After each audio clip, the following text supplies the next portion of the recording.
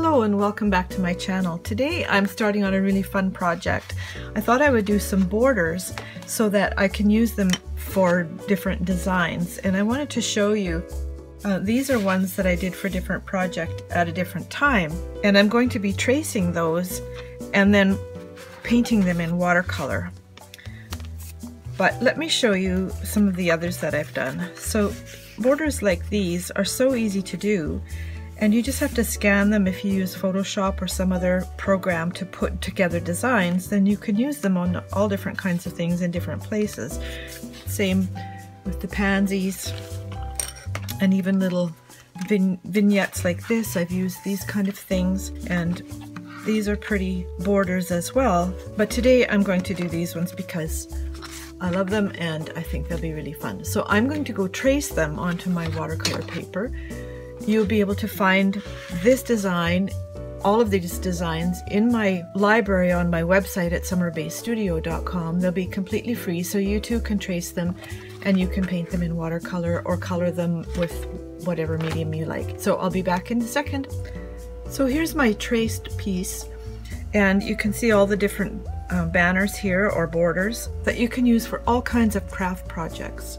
Be sure to stay till the end, and I will tell you how you can get the whole series in different colors and different sizes to use on your paper projects. So let's begin.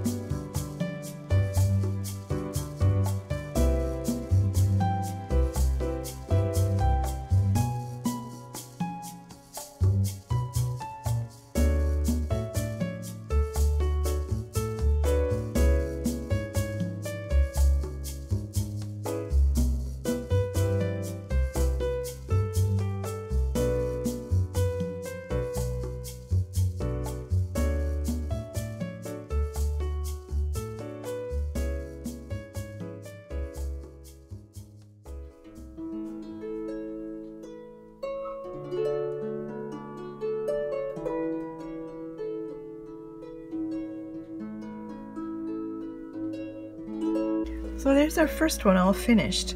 I love the colors, and I can see lots of ways that they can be used. So now I'll begin on the next one.